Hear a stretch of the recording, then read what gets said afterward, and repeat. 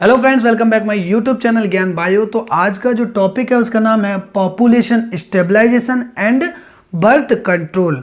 हम इस वीडियो में और ये भी देखेंगे कि पॉपुलेशन कैसे ग्रो हो रही है इस समय पर, ठीक है, और ये एक खतरे की घंटी है, ठीक है, और पॉपुलेशन को कैसे कंट्रोल किया जा सकता है, और लास्ट में हम देखेंगे इसमें कि कॉन्ट्रासेप्टिव मेथड क्या होते हैं। चलिए स्टार्ट करते हैं population stabilisation and birth control को। यहां पर होता क्या है कि इसकी अगर डेफिनेशन देखें तो क्या है, देखिए, इंप्रूव्ड क्वालिटी ऑफ लाइफ की कुछ क्वालिटी इंप्रूव्ड हुई है, ऑफ पीपल लोगों की, इंक्रीज्ड हेल्थ फैसिलिटी इंक्रीज्ड हुई है, and better living condition had an explosive impact on the growth of population. मतलब कुछ चीजें इतनी अच्छी हो गई हैं पहले से कि पॉपुलेशन ग्रो करती जा रही है, ठीक है।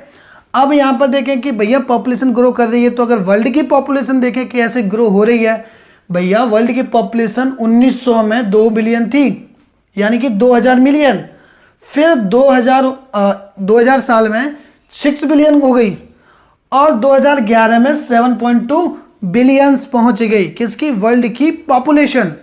लेकिन अगर इंडिया की बात करें तो इंडिया भी कोई कम थोड़ी नहीं है, इंडिया भी बहुत तेज है। तो इसीलिए देखते हैं 1947 में जब हमारा भारत आजाद हुआ था तब कितनी थी पॉपुलेशन, 0.3 बिलियंस, यानी कि हम इसे लिख सकते हैं 350 मिलियंस। अब अगर 2000 में देखें तो इंडिया की पॉपुलेशन कितनी पहुंच गई, 1 बिलियंस। अगर 2011 की बात करें तो 1.2 बिलियंस हो चुकी थी।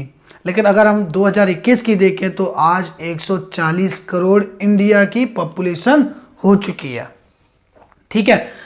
अगर अब हम ये देखते हैं कि वाई पॉपुलेशन ग्रो फास्ट, मतलब पॉपुलेशन इतनी जल्दी कैसे ग्रो हो रही है, तो इसका रीजन देखते हैं कि भैया जो रैपिड डिक्लाइन डेथ रेट, मतलब लोगों के मरने की जो दर है वो कम हो चुकी है। कैसे भैया, एक बात बताइए, पुराना समय था, ओल्ड टाइम था, वहां पर क्या था, मेडिसिन नहीं थी, हेल्थ फैसिलिटीज वेरी लो थी, पुअर थी, ठीक है।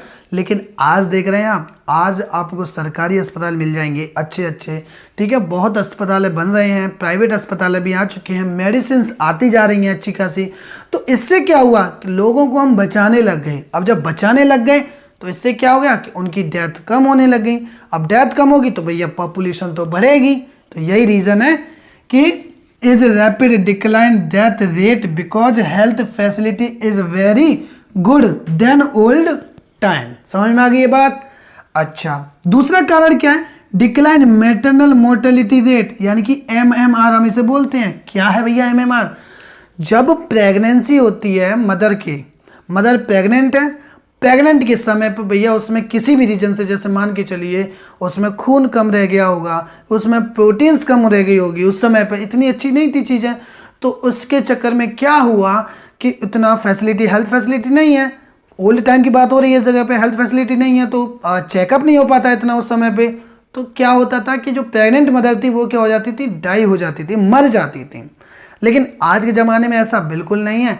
आपने देखा होगा प्रेग्नेंट लेडी जैसे होती है वैसे अस्पताल जाती है, अपना चेकअप कराती है, महीना टू महीना वहाँ जाती रहती है, अल्ट्रासाउंड कराती है। तो बहुत सारी चीज़ें पहले की तुलना में बहुत ग्रो कर चुकी हैं, ठीक है। तो यही चीज़ है डिक्लाइन मैटरनल मोर्टेलिटी रेट, यानी कि जो प्रेग्नेंट मदर है वो क्या हो गई, उनकी मरने की जो दर थी वो क्या हो गई, कम हो गई, ठीक है, उनकी रेट कम हो गई मरने की। तो यहाँ पर MMR का मतलब यहाँ पर क्या है, मदर डेथ ड्यूरिंग प्रेगनेंसी, ये इसका मीन्स है MMR का, है ना। इसकी अगर MMR की फुल फॉर्म क्या है, मैटरनल मोर्टेलिटी रेट। समझ में आ गई ये चीज। अब अगर तीसरा कारण देखें कि पॉपुलेशन कैसे ग्रो कर रही है, कि भैया डिक्लाइन इन्फेंट मोर्टेलिटी रेट, मतलब जो फीटस है माँ के अंदर उनको हमने बचाने लग गए, ठीक है। और जो न्यूबॉर्न बेबी हैं, पहले क्या होता था कि पौष्टिक आहार ना मिल जाने के कारण, जो पौष्टिक यानी कि न्यूट्रिएंट्स ना मिल पाने के कारण बच्चे क्या है, मर जाते थे उस समय पर। तो आज के ज़माने पे ऐसा नहीं है। आज के ज़माने में बहुत सारी चीज़ें उपलब्ध हो चुकी हैं। आपने देखा होगा कि अगर किसी भी माँ के अगर दूध नहीं आता है, मिल्क नहीं आता है अपने बच्चे के लिए, तो आपने देखा होगा कि मेडिकल पर दूध के डब्बे अवेलेबल हो चुके हैं। तो भैया पहले ऐसे नहीं था, लेकिन अब आ चुके हैं। तो ये सारी चीज़ें हैं वहाँ पर ये जो इन चीज़ों को क्या कर रही है, कंट्रोल कर रही है। क्या कि भैया पॉपुलेशन ग्रो कैसे हो रही है। हमने देखा कि डिक्लाइन इन्फेंट मोर्टेलिटी रेट, मतलब हमने फीटस को बचाने लग गए, न्यूबॉर्न बेबी जो हो रहे थे उनको बचाने लग गए। इसकी वजह से क्या हुआ कि इनकी संख्या क्या हो गई, बच्चों की संख्या बढ़ने लग गई। अब ये जब बच्चे बढ़ जाएंगे तो फिर ये किस में आएंगे, रिप्रोडक्टिव एज में आएंगे, और रिप्रोडक्टिव एज में आएंगे तो ये रिप्रोडक्शन ज़्यादा करेंगे क्योंकि इनकी संख्या ज़्यादा है, और जब इनकी संख्या ज़्यादा है तो ये ज़्यादा रिप्रोडक्शन होगा इनका, तो ऐसे करके पॉपुलेशन बढ़ती जाएगी। तो देखते हैं यहाँ पर फोर्थ पॉइंट क्या है, increase the number of people in the reproductive age, जो अभी मैंने बता दिया। ठीक है, जो नंबर ऑफ पीपल्स हैं रिप्रोड्यूसिबल एज पर ज़्यादा पहुंच जाएंगे। ठीक है, ज़्यादा पहुंचेंगे तो फिर पॉपुलेशन तो ग्रो होगी। ये बात समझ में आ गई। अच्छा, how do population controlled, population को कंट्रोल्ड कैसे कर सकते हैं, तो यहां पर हम देखते हैं फॉलोज द स्लोगन हम दो हमारे दो। भैया इंपॉर्टेंट स्लोगन है, हाईलाइट कर लेना इसे, हाईलाइट इसको भी करना है, हाईलाइट इसको भी करना है, और हाईलाइट इसको भी करना है। मैंने यहाँ पे करा दिया, आपको भी करना है। एनसीईआरटी की बुक उठानी है और ये चीज़ें हाईलाइट करती जानी है। तो हम दो हमारे दो का मतलब क्या है, एक वाइफ एक हस्बैंड और उन दोनों के 2 बच्चे। यही बस इतना मेंटेन रहे तो पॉपुलेशन मेंटेन रह सकती है। लेकिन आज की तारीख में भी ये स्लोगन कोई चाह नहीं रहा है। वो क्या करते हैं, 5 बच्चे 4 बच्चे 3 बच्चे 6 बच्चे अभी भी कर रहे हैं इस समय पर भी। तो भाई समझ जाइए, आपको भी दिक्कत आएंगी और देश को भी दिक्कतें आएंगी। तो देखते हैं यहाँ पर फॉलोज द स्लोगन हम दो हमारे दो, ये आपको फॉलोज करने हैं।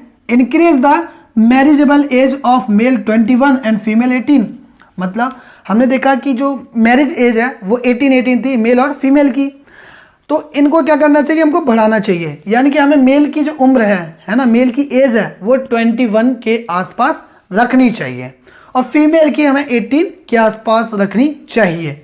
ठीक है, used contraceptive method which help prevent unwanted pregnancy, मतलब क्या है कि भैया अब तो एक कपल है, वो क्या कर रहा है, कपल्स ने आपस में सेक्सुअल कांटेक्ट किए, उसमें दौरान क्या हुआ कि जो मेल का स्पर्म फीमेल के ओवम से फ्यूज्ड हो गया। अब उनको तो नहीं पता इस चीज़ का, जब वो स्पर्म जो फ्यूज हो जाएगा ओवम के साथ, वो क्या करेगा, जाइगोट बनाएगा। जाइगोट क्या करेगा, ग्रो करेगा, एम्ब्रियो बनाएगा। अब जब बड़ा हो जाएगा बच्चा तब उनको पता लगता है, तो इस दौरान क्या हो जाता है, उनको दिक्कतें आती हैं। तो वो क्या करते हैं, एबॉर्शन ना कराकर वो क्या सोचते हैं कि भैया हम इसको भी पाल लेंगे। तो ये बच्चा उनकी मर्जी नहीं थी उसमें, लेकिन वो बच्चा हो गया। इसकी वजह से क्या करना पड़ा, उनको अडॉप्ट करना पड़ा, अडेप्ट नहीं मतलब उनको वो बच्चा रखना पड़ा। ठीक है, तो इससे क्या हुआ, इससे पॉपुलेशन भी इंक्रीज हो रही है इस चीज़ से। तो भैया आपको कॉन्ट्रासेप्टिव यूज़ करने चाहिए, जिसकी वजह से क्या होगा कि अगर आप चाहते हैं कि हमारा बच्चा ना हो किसी भी रीजन से, लेकिन हमारा सेक्सुअल कॉन्टैक्ट बना रहे फीमेल के साथ, तो क्या करेंगे आप, कॉन्ट्रासेप्टिव मेथड यूज़ करेंगे। जैसे कि कॉन्ट्रासेप्टिव मेथड क्या होते हैं, कॉन्ट्रासेप्टिव मेथड्स होते हैं भैया, नेचुरल मेथड भी होते हैं, बैरियर मेथड भी होते हैं, आईयूडीएस भी होते हैं, ओरल भी होते हैं, इंजेक्टेबल के फॉर्म में भी आते हैं, और सर्जिकल मेथड्स भी होते हैं। तो ये चीज़ें तो हम अगली वीडियो में देखेंगे। फिलहाल हम देख लेते हैं कॉन्ट्रासेप्टिव के बारे में थोड़ा सा। कॉन्ट्रासेप्टिव क्या है, an ideal contraceptive should be user friendly, easily available, effective, reversibility, no and less side effect. मतलब क्या कह रहा है कि भैया कॉन्ट्रासेप्टिव आप चलो ठीक है आपने बना दिए कॉन्ट्रासेप्टिव, लेकिन आप इस तरीके से रखिए उनको। एक अच्छा कॉन्ट्रासेप्टिव आप ऐसे रख सकते हैं कि भैया कोई भी कपल उसे आसानी से ले सके, मतलब फ्रेंडली बिहेवियर की तरह उसे ले सके। ठीक है, दूसरा इजिली अवेलेबल हो, आसानी से उसे मिल जाए, कोई झंझट वाली बात उसके सामने ना आए। तीसरा इफेक्टिव हो, मतलब काम करे वो, ऐसा नहीं कि उसका कॉन्ट्रासेप्टिव यूज किया फिर भी वो वर्क नहीं किया तो फिर उसे यूज करने से क्या फायदा। तो इसलिए इफेक्टिव भी होना चाहिए। रिवर्सिबिलिटी, रिवर्सिबिलिटी क्या है अभी बताऊंगा मैं। Reversibility, no and less side effect, मतलब उसको यूज करने के बाद कपल्स को किसी भी प्रकार की परेशानी नहीं आनी चाहिए, है ना। तो उनको अब कोई परेशानी नहीं आनी चाहिए, साइड इफेक्ट नहीं होने चाहिए, ऐसा कॉन्ट्रासेप्टिव मार्केट में अवेलेबल होने चाहिए। तो अभी मैंने बताया रिवर्सिबल का, तो what is the means of reversibility. तो देखते हैं, when contraceptive use pregnancy is not achieved, मतलब रिवर्सिबिलिटी का मतलब क्या है कि भैया अगर वह कपल कॉन्ट्रासेप्टिव यूज करता है तो प्रेगनेंसी अचीव नहीं होनी चाहिए। अगर वह कपल कॉन्ट्रासेप्टिव यूज नहीं करता है तो प्रेगनेंसी अचीव हो जानी चाहिए। तो यही मेथड, यही मीन्स था रिवर्सिबल का। When contraceptive use pregnancy is not achieve. Second क्या है, when contraceptive is not use pregnancy is achieved. ठीक है, तो यही सारी चीज थी। तो इतना था बस इस वीडियो में। लास्ट लाइन पर बस आपको ये फोकस रखना है कि प्लीज हेल्प कंट्रोल्ड पॉपुलेशन। कैसे कंट्रोल करवा सकते हैं आप पॉपुलेशन को, कि भैया आप उनके लिए उनको जागरूकता करें। ठीक है, आप समझदार लोग हैं, आप भी वीडियो को देख रहे हैं, आप भी समझाएं और लोगों को कि भैया पॉपुलेशन को आप ऐसे कंट्रोल रख सकते हैं कि 2 ही बच्चे कीजिए, बस ज़्यादा मत कीजिए, 2 ही बच्चे कीजिए। अगर आप सेक्सुअल कॉन्टैक्ट में रहना चाहते हैं तो आप कॉन्ट्रासेप्टिव मेथड अपना सकते हैं। ठीक है, क्योंकि आप लोग पढ़े लिखे हैं, आप ही लोग उन चीज़ों को उनको समझा सकते हैं। ठीक है, वैसे तो भाई इस दुनिया में सभी समझदार हैं। ठीक है, लेकिन आपको अपना कर्तव्य निभाना चाहिए क्योंकि आप स्टूडेंट्स हैं। ठीक है, तो प्लीज़ हेल्प कंट्रोल्ड पॉपुलेशन। कैसे कंट्रोल करवा सकते हैं? एजुकेशन दे करके, आप नॉलेज दे करके किसी को नॉलेज दीजिए जिससे वो क्या करे, आपकी बातों को सुने और पॉपुलेशन कंट्रोल करने में आपकी भी हेल्प करे और अपने देश को भी बचाए। ठीक है, तो इतना था इस वीडियो में, बस आज यही करते हैं कंप्लीट। और आप अपने, अगर आप मेरे चैनल पर नए होंगे तो भैया लाइक कर देना, सब्सक्राइब करके, कमेंट करके, और वो सब्सक्राइब वाला जो घंटी होती है ना बटन वाली, उसको दबा देना।